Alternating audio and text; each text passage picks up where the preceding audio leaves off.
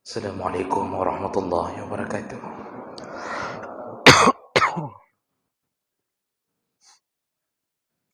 Innal hamdalillah nasta'inuhu wa nastaghfiruh wa na'udzu bihi min shururi anfusina wa min sayyiati a'malina. May yahdihillahu fala mudilla lahu wa may yudlil fala hadiya lahu. Asyhadu an la ilaha illallah wahdahu la syarika lah wa asyhadu anna Muhammadan 'abduhu wa rasuluhul karim. Allahumma shalli wa sallim على نبينا وسيدنا المصطفى محمد وعلى آله وأصحابه أجمعين أما بعد رب اشرح لي صدري ويسر لي أمري واحلل عقدة من لساني يفقهوا قولي.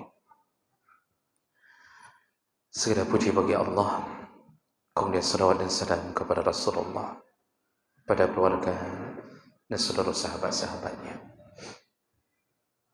Bapak Ibu jemaah salat maghrib dan isya yang Allah muliakan insyaallah. Di pertemuan kita yang lalu kita sudah membahas di antara adab dalam berpakaian selain menampakkan nikmat Allah, yaitu berpakaian dengan mulia, juga termasuk salah satu yang harus diperhatikan, janganlah mengulurkan pakaian di bawah mata kaki dalam keadaan sombong.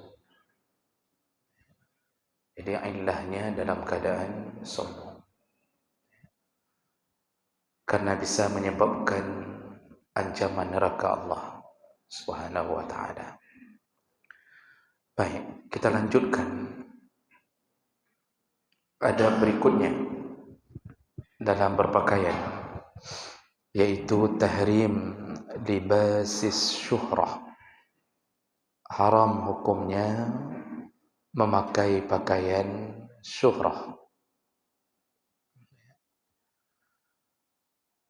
Syuhrah itu dhuhurus syai' wal murad anna thawbahu yashtahir bainan nas limukhalafati launih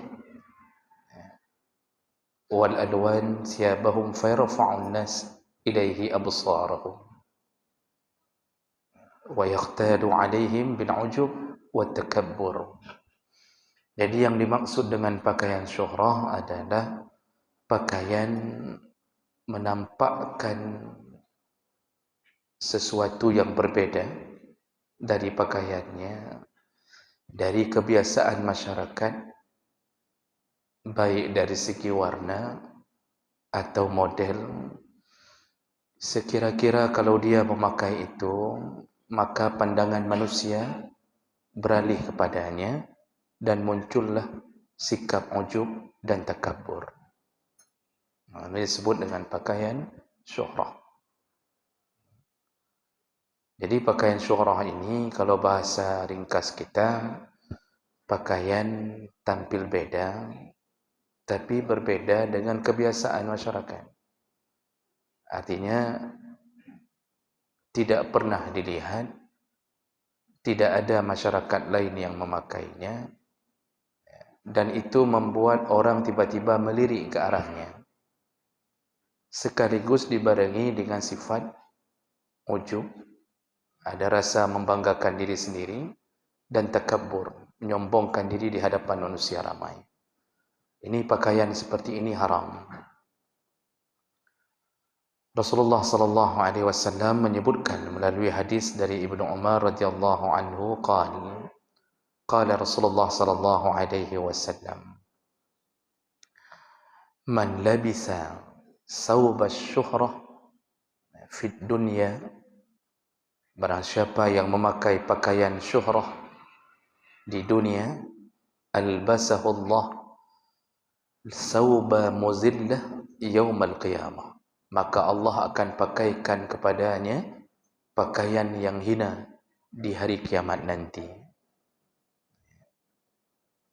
Dalam hadis yang lain itu ditambahkan dan akan dibakar di dalam neraka bersama pakaian kehinaan tersebut. Jadi ini menunjukkan bahawa memakai pakaian syuhrah ini bukan makruh tetapi haram, menyebabkan dosa. Jadi syuhrah ini kalau sering dalam bahasa Indonesia kita menyebutnya masyhur. Kalau sebahagian orang Aceh menyebutnya masyhur. Jadi pakaian yang kira-kira kita seakan-akan menjadi masyhur, menjadi viral dengan pakaian yang aneh itu. Nah, jadi pakaian aneh ini pakaian yang memang unik, tidak pernah dipakai orang, bukan kebiasaan masyarakat, dan memalingkan wajah orang ketika kita memakai itu. Jadi orang semuanya melihat ke arah kita.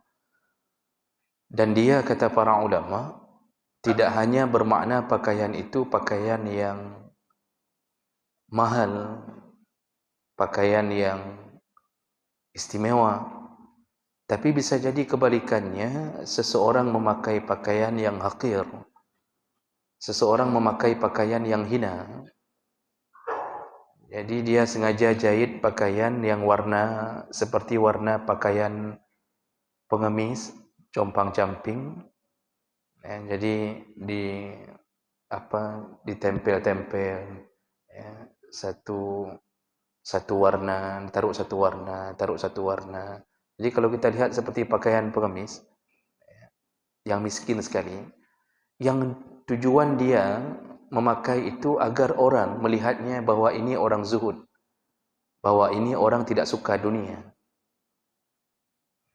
Jadi dianggap ini kayaknya ni orang saleh ini kayaknya orang yang memang betul-betul meninggalkan dunia. Jadi kemana dia lewat dilihat orang semuanya. Jadi pakaian syuhrah itu tidak mesti pakaian mahal. Pakaian yang murah sekalipun dengan tujuan menyombongkan supaya dianggap bahawa diri ini adalah orang yang dekat dengan Allah. Nah, ini haram untuk dipakai. Artinya, kita ini dalam berpakaian intinya adalah menutup aurat. Tapi ternyata dianjurkan tidak menyelisihi kebiasaan di masyarakat. Tidak mesti masyarakat setempat. Ya. Maka pakaian seperti kita, misal baju kemeja, pakai kain sarung, itu aman. Karena Nabi tidak menentukan pakaian, harus ini, harus itu. Yang penting tertutup auratnya. Masalah pakaian Nabi membebaskan sesuai dengan kebiasaan di daerah setempat. Tapi kalau sudah terbuka aurat, itu otomatis masuk ke dalam dunia haram. Misal kita mungkin memakai pakaian adat Papua misalnya. Contoh, itu kan cuma pakai rumbai, ya, tambah koteka, kan? Lalu kita bawa pulang ke Aceh. Itu bukan syuhrah, itu memang pakaian terbuka aurat. Kalaupun kita pakai tertutup aurat, baru termasuk syuhrah, karena akan memalingkan wajah orang yang kira-kira aneh pakaian itu. Ini yang harus kita jaga, terutama bagi perempuan. Karena perempuan paling sering jatuh ke dalam amalan ini. Ini sampai suaranya ke perempuan. Sampai, ya. Baik gaduh, kita ingin ingatkan yang perempuan, suara cuma sampai ke laki-laki misalnya, kan? Kalau ada suami di sini, alhamdulillah tersampaikan. Kalau tidak ada suaminya, tidak pernah tersampaikan apapun. Paling banyak perempuan jatuh ke dalam jebakan pakaian syuhrah ini. Contoh, lihat waktu walimah, Pak. Atau acara-acara tertentu, acara dewi-dewi, acara-acara yang kira-kira berkumpul dengan berbagai pakaian. Itu jilbab saja bisa jatuh ke dalam jilbab syuhrah. Lihat cara berjilbab, macam model, macam model jilbab yang tidak pernah dilihat sebelumnya. Lihat bagaimana cara berjilbab seorang perempuan yang akan dimasukkan ke dalam neraka gara-gara pakaiannya. Diputar-putar jilbabnya, diangkat, diikat di atas kepalanya, tidak turun ke lehernya. Sering kita lihat macam model. Nanti ada yang diikat ke kanannya, jadi diputar-putar lalu diturunkan dari kanannya. Jadi jilbab ke kanan jatuhnya. Ada yang model jilbab bergelombang seperti air pasang. Jadi dari atas bergelombang, gelombang, terus umiuk bergelombang. Ada yang di leher cuma diikat satu garis saja. Jadi garis terakhir jilbab. Ujung terakhir jilbab yang diikat di leher. Ini leher sebahagian malah nampak. Yang lain semuanya diangkat ke atas kepala. Ada yang diputar-putar di atas kepala berujung mengkerucut. Lagi lembu baru turun. Bapa pernah lihat taik lembu baru turun mengkerucut. Begitulah diputar-putar. Itu putarannya pun berbeda warna. Hitam, putih. Untuk menunjukkan rasa setianya pada NKRI dibuat warna merah sekali, putih sekali, merah sekali, putih sekali. Itu semua pakaian syuhrah. Ketika orang melihat, ini pakaian aneh. Tapi sebahagian perempuan bangga. Selfie lagi. Update status lagi dengan pakaian itu. Ini akibat kurang ikut pengajian. Maka kalau punya istri masih sifat seperti ini, bawalah ke pengajian. Tidak mau ikat di belakang Honda, bawa ke pengajian. Nepeduk diikat batameh ikut pengajian.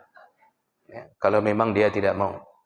Karena rata-rata pakaian ini, itu haram hukumnya. Jadi berjilbab sudah benar berjilbab. Tetapi malah menunjukkan indikasi bahawa ini akan menyebabkan dosa.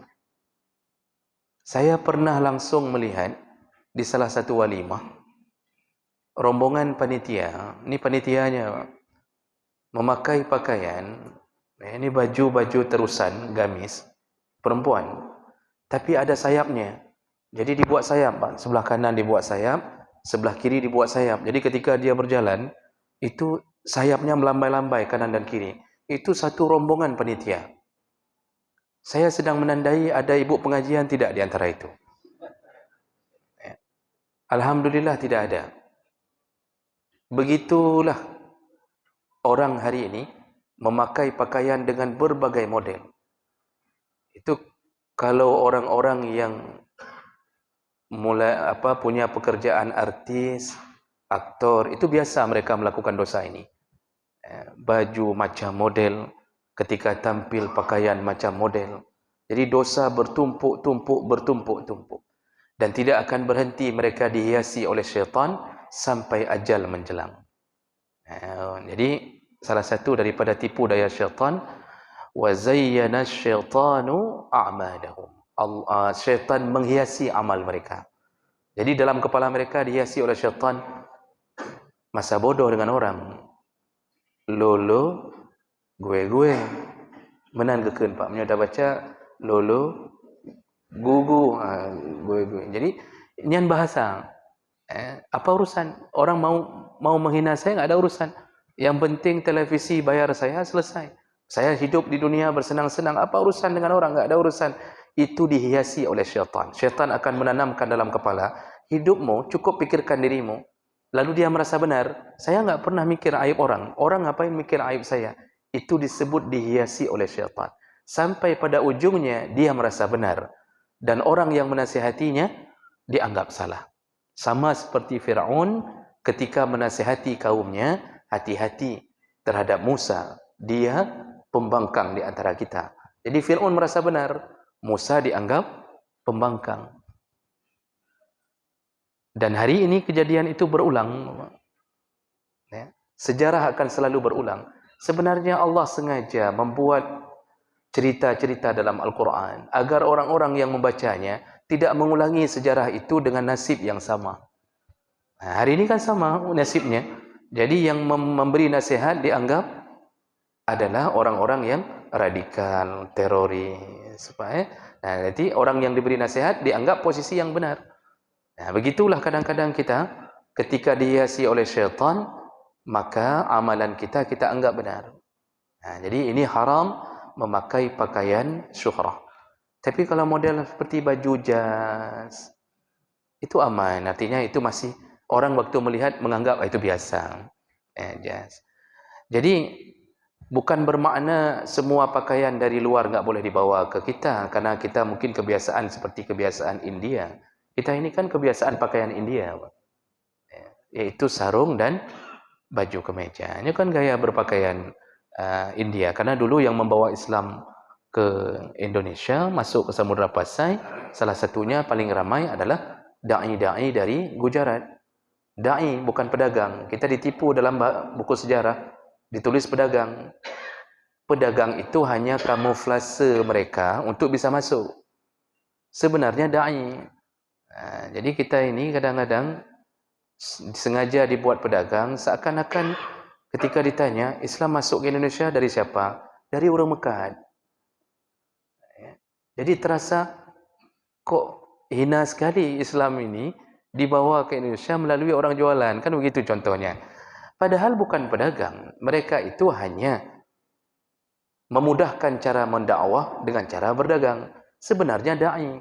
Itu ulama-ulama, itu da'i-da'i yang masuk ke sini. Dari Yaman, dari Hadramaut, dari India. Maka terbiaslah dengan cara kita berpakaian. Ini kan model pakaian ala India, Pak. Coba kalau Bapak ke India, Bangladesh, itu yang serumpun, itu mandu dengan baju yang ngejakrung. Tapi alhamdulillah aman, artinya nggak ada masalah karena menutup aurat dan itu sudah jadi kebiasaan pakaian kita. Kalau memakai jubah, itu kebiasaan orang Arab dari dulu. Nah, itu juga bukan syuhrah. Karena itu juga kita anggap ini pakaian biasa, pakaian yang kita anggap memang tidak aneh. Malah ada hadis Nabi yang menyebutkan bahwa pakaian yang paling disukai oleh Rasulullah al-qamis. Qamis itu bahasa terjemahan biasanya baju, tapi kita memakai bahasa qamis menjadi gamis. Maka bahasa gamisnya yang dari qamisun. Jadi terucap gamis. Jadi dari dulu ulama-ulama dulu terbiasa memakai jubah dan itu aman, malah disukai oleh Nabi. Pakaian di masa Nabi itu begitu. Dan itu bukan pakaian lambang Islam, Pak. Itu yang perlu dicatat. Itu memang pakaian daerah setempat pada waktu itu. Di antara semua pakaian orang Arab jahiliyah yang dipelihara oleh Nabi adalah jubah. Karena dilihat cocok, tertutup aurat, bermanfaat, mudah dipakai. Mudah dipakai. Maka dilanjutkan oleh Nabi gaya berpakaian dengan jubah. Abu Lahab pakai apa? Jubah juga. Abu Jahal jubah juga. Jadi jangan memikirkan yang tidak pakai jubah bukan Islam. Tidak, itu pakaian Arab dulu, terbawa, cocok, dibawa oleh Nabi SAW. Nah, jadi ini yang pertama yang harus kita hindari, yaitu jangan pakai pakaian yang kira-kira membuat orang melirik matanya ke arah kita karena tampil beda, diiringi dengan sifat ingin dipuji, ingin tenar, ada kesombongan. Maka nanti Allah benamkan dalam neraka dengan pakaian kehinaan. Nah, itu yang pertama. Ada berikutnya, tahrimuz zahab wal harir 'ala rijal illa min uzrin. Haram hukumnya dalam berhias atau berpakaian, haram bagi laki-laki untuk memakai emas atau sutra. Dan hadis-hadis tentang emas dan sutra itu banyak sekali. Di antaranya dari Ali bin Abi Thalib radhiyallahu anhu qala, inna Nabi sallallahu alaihi wasallam akhadha hariran faj'alahu fi yaminih. Pada suatu hari Rasulullah di depan para sahabat mengambil satu kain sutra, satu baju terbuat dari sutra, dipegang dengan tangan kanannya. Wa akhadha zahaban faj'alahu fi shimalih. Lalu tangan kirinya menggenggam emas. Dia genggam emas. Qal, lalu Rasulullah berkata, inna hazaini haramun ala zukuri ummati. Dua benda ini haram kepada laki-laki dari umatku. Haram. Dan hadis-hadis yang lain semuanya mengatakan hal yang sama. Tadi hadis riwayat Abu Daud, Nasa'i, Ibnu Majah dengan derajat yang sahih. Dari Abu Umamah radhiyallahu anhu, qal inna Rasulullah sallallahu alaihi wasallam qal, Rasulullah berkata, man labisal harira, barang siapa yang memakai pakaian sutra, fit dunya, di dunia, lam yalbashu fil akhirah, maka dia tidak akan pernah memakainya di akhirat. Tidak akan pernah dia pakai di akhirat. Jadi apa maksud tidak pernah dia pakai di akhirat? Penduduk surga itu pakaiannya sutra. Walibasuhum fiha harir, kata Allah. Penduduk surga itu pakaiannya semuanya sutra. Itu sutra asli. Maksud Nabi tidak akan dia pakai di akhirat berarti dia bukan penduduk surga. Maka dia tidak ada pilihan lain, pasti masuk neraka. Kalau yang sengaja melawan agama, melawan Allah, melawan Nabi, sengaja memakai pakaian sutra. Urusan emas, hadis-hadis cukup banyak. Di antaranya, dalam beberapa hadis riwayat Muslim, dulu emas halal untuk dipakai. Rasulullah pun pernah menyuruh menempah, disuruh tempah cincin yang terbuat dari emas. Jadi pernah disuruh oleh Rasulullah diambil emas. Dulu emas kan menjadi barang yang memang alat tukar. Dinar emas, dirham perak. Nah, emas banyak beredar pada waktu itu. Lalu Rasulullah menyuruh menempah cincin dari emas. Artinya bahagian dalam batunya disuruh buat dari emas. Ketika turunnya larangan untuk memakai emas, langsung Rasulullah mengatakan di depan sahabat, hari ini telah diharamkan untuk memakai emas menjadi pakaian. Dicabut cincinnya, dicampak, dibuang. Buang begitu saja. Emas dibuang begitu saja. Begitu dilihat Rasulullah mengatakan itu, dan Rasulullah membuang cincin dari emas, semua sahabat yang memakai cincin emas, mencabut semuanya, dibuang. Begitu hinanya dunia di mata mereka karena kerinduannya terhadap surga. Tidak penting bagi mereka. Asal Rasulullah sudah bilang A, mereka lakukan. Dibuang. Sampai ada hadis riwayat Muslim yang lain, juga dicantumkan dalam kitab Riyadhus Shalihin oleh Imam Nawawi. Pada suatu hari ada sahabat yang masih memakai cincin emas. Mungkin tidak sampai informasi. Dalam hadis itu tidak sampai informasi kepadanya. Tiba-tiba dilihat oleh Rasulullah. Kata Rasulullah, apakah engkau ingin gara-gara benda ini engkau dimasukkan ke dalam neraka? Kata sahabat ini, tentu tidak ya Rasulullah. Kalau begitu, kata Rasulullah, cabut cincinmu. Cabut cincinnya, dibuang oleh Rasulullah. Sahabat itu paham, ini ternyata sudah haram. Rasulullah berlalu. Nah, ada sahabat lain melihat kejadian itu, lalu mengatakan kepada sahabat yang punya cincin ini, ambillah kembali, bisa dijual. Artinya emasnya kan bisa digunakan, nanti. Tidak, yang jangan dipakai. Kan wajar Pak, normal. Karena yang dilarang cuma memakai. Dijual, dijadikan dinar, dijadikan alat tukar lain, terserah, dibolehkan. Yang tidak boleh perabotan makan dan minum. Apa kata sahabat ini? Demi Allah, kalau Rasulullah sudah membuangnya, maka aku bersumpah tidak akan kau ambil sama sekali. Padahal tinggal ambil, gunakan ke tempat yang lain, bisa. Tapi tidak sama sekali. Begitu taatnya mereka kepada Rasulullah sallallahu alaihi wasallam. Makanya Rasulullah wajar ketika mengatakan khairul quruni qarni. Sebaik-baiknya zaman sepanjang dunia ini ada, sebaik-baiknya zaman adalah zamanku. Zamanku, kata Rasulullah. Semua taat pada Allah. Sekecil apapun taat pada Allah. Mereka tidak peduli bertanya ini makruh, ini apa, tidak tanya itu. Asal dilihat Rasulullah melarang, mereka langsung tinggalkan. Maka pada suatu hari Rasulullah sedang salat berjamaah, tiba-tiba Rasulullah membuang sandalnya ke samping. Lalu semua sahabat dalam solat membuang sandal, dilepas sandal semuanya. Lepas Rasulullah salat, dia balikkan tubuhnya kerana sunnah membalikkan tubuh ke arah makmum. Lalu Rasulullah melihat semua sandal berserakan. Lalu dia bertanya, ada apa dengan kalian? Kenapa kalian semua mencampakkan sandal kalian? Kata sahabat, kami melihat engkau mencampakkan sandalmu ya Rasulullah. Maka kami pun ikut mencampakkan sandal kami. Rasulullah tersenyum dan mengatakan, tadi sedang salat, Jibril turun mengabarkan kepada aku bahawa ada najis di bawah sandalku. Maka ku campakkan sandalku. Dipikir sama sahabat, sunnah mencampakkan sandal sedang solat. Nyandingkan, Pak. Kita hari ini mendengarkan ayat, mendengarkan hadis. Yang buat maksiat hanya ada tinggal. Menunjukkan rasa hati kita, kehilangan rasa takut pada Allah SWT.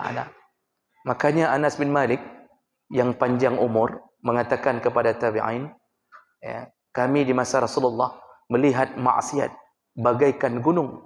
Kami melihat maksiat bagaikan gunung yang akan jatuh menimpa kami. Itu maksiat dosa kecil. Kalian hari ini melihat dosa seperti lalat marra ala anfi, kazubabi marra ala anfi. Kalian hari ini, kata Anas, melihat dosa seperti lalat lewat di depan hidung kalian. Padahal itu dosa besar. Kami dosa kecil melihatnya seperti gunung yang akan jatuh menimpa kami. Lihat gaya hidup. Sehingga dulu keberkahan diturunkan oleh Allah SWT. Hidup berkah, walaupun miskin tapi saling tolong menolong kuat sekali, silaturahim bagus, tidak ada lagi perampokan, hidup sejahtera dengan isteri bahagia, tidak ada cerai yang banyak di antara mereka zaman Nabi SAW. Nah, jadi jemaah melaka Allah, emas ini haram untuk dijadikan pakaian pada laki-laki, tapi halal bagi perempuan. Wallahu alam, ada penelitian yang mengatakan di antara hikmah diharamkan, tapi ini perlu dikaji ulang. Tapi ada beberapa yang saya baca mengatakan itu. Ya, artinya kenapa salah satu yang diharamkan kepada laki-laki emas? Ya, karena laki-laki tidak punya haid. Sehingga emas itu terkontaminasi. Atom yang ada pada emas terkontaminasi ke dalam kulit. Kalau dipakai dalam waktu yang lama, menyebabkan penyakit Alzheimer. Penyakit Alzheimer ni apa lah? Ada doktor sini. Pikun cepat sebelum waktunya, Pak. Hilang ingatan. Ini akibat terkontaminasi dari emas. Perempuan tidak mengapa. Karena perempuan semua yang terkontaminasi itu dikeluarkan melalui haidnya. Itu salah satu penelitian. Wallahu alam. Itu di antara hikmah yang kemudian. Tapi kita tidak penting hikmah. Kalau Allah sudah katakan haram, maka haram. Nabi katakan haram, haram. Tidak perlu mencari hikmah kenapa haram makan babi. Karena Allah cuma mau lihat taat tidak kepada aku. Jadi nggak perlu mengatakan hikmah dilarang makan babi, karena babi ada cacing pita. Kalau babi nggak ada cacing pita, halal. Maka hikmah itu nomor 2. Yang penting taat. Sami'na wa ata'na. Walaupun sedikit emas dipakai jadi pakaian, haram. Kecuali kalau seandainya dibutuhkan pada keadaan yang sifatnya darurat, tidak ada benda lain yang bisa menanggulangi kecuali emas. Contoh, hadis Nabi SAW, kejadian pada salah seorang sahabat Arfajah radhiyallahu anhu. Dari Abdurrahman bin Turfah, anna jaddahu Arfajah bin As'ad quti'a anfuh yaumal kullab. Fattakhaza anfan min wariqin fantanna alaih. Jadi Arfajah waktu berperang jihad fisabilillah dalam perang, salah satu perang Kullab, putus hidungnya, ditebas oleh pedang, putus hidungnya. Jadi hidung ini putus. Lalu beliau membuat hidung palsu dari daun, diikat dari daun, ternyata membusuk. Daun itu membusuk, jadi kan enggak bisa jadi pengganti. Fa amarahu Nabi sallallahu alaihi wasallam fattakhaza anfan min zahab. Lalu Nabi memerintahkan kepada Arfajah, buatlah hidung palsu dari emas. Jadi diukirlah hidung palsu dari emas. Makanya kalau keadaan gawat darurat, enggak ada benda lain. Pada waktu itu enggak ada benda lain. Sekarang tentu banyak. Plastik mudah diambil dari daging di pantat, ditaruh ke hidung. Makanya mau beek tapi yang gara-garanya. Mudah urusannya apa? Ada pernah kejadian dia ambil dari kulit di ketiak apa, taruh di pipi. Itu mau boleh rupanya. Tumbuh bulu ketiak di sini, Pak. Pernah saya baca itu. Tapi sekarang ada pengganti. Dulu tidak ada pengganti. Dibolehkan. Maka kalau ditanya nanti, seandainya ada yang bertanya, apa hukum memakai gigi emas? Gigi palsu dari emas. Sepertinya akan ada yang tanya. Saya lihat dari wajah bapak kayaknya ada yang nanya seperti itu. Semua ulama, jumhur ulama, sedikit saja yang menjawab tidak boleh. Jumhur ulama membolehkan memakai gigi palsu dari emas dengan alasan tidak ada benda lain yang bisa menggantikan rasa sakitnya, atau tidak ada benda lain yang bisa menggantikan emas tersebut. Dibolehkan memakai gigi palsu dari emas. Bahkan Imam Nawawi menjelaskan dalam kitab Majmu' Syarah Muazzam, beliau mengatakan kami dari mazhab Syafi'i membolehkan memakai gigi yang terbuat dari emas berdasarkan hadis Nabi, kejadian pada Arjafah. Kalau meninggal perlu dicabut tidak? Para ulama mengatakan kalau menyakiti mayat tidak cabut. Tapi kalau tidak menyakiti mayat, bisa cabut, model bisa cabut-cabut, dicabut lebih baik. Itu kan bisa beli mahar baru, ambil dari istri yang lama untuk beli mahar baru. Cukup kurang aja kelakuannya, Pak. Jadi jemaah melakukan Allah Subhanahu Wa Taala itu emas. Sedangkan sutra, kata Rasulullah Sallallahu Alaihi Wasallam, sutra yang diharamkan itu sutra asli. Tidak berlaku pada sintetik. Yang hari ini dijual-jual itu semuanya sintetik, Pak. Bukan sutra asli. Yang sutra asli keluar dari punggung ulat. Keluar. Itu sutra asli. Itulah pakaian penduduk surga. Cukup halus, cukup lembut. Nikmat dipakai. Hari ini yang kita beli sutra itu sintetik. Dibuat dari bulir padi, dicampur dengan bulir kurma. Itu dijadikan sutra. Namanya sutra, padahal bukan sutra. Itu tidak mengapa. Walaupun dipegang lekop, ini KW1 sutra. Bukan KW1, bohong satu sutra. Mana ada lagi yang mau melihara ulat semuanya untuk cari benangnya? Mana ada? Itu dibolehkan. Nah, bagaimana kalau bercampur benar-benar sutra asli, tetapi sedikit bercampur di pakaian cuma sekitar 10% halal? Dibolehkan. Dan itu dalam pandangan yang disepakati oleh para ulama. Baik, kira-kira begitu. Masih ada waktu berapa menit lagi? 7 menit lagi. Saya rasa cukup untuk bertanya jawab sekitar 2 pertanyaan. Silakan.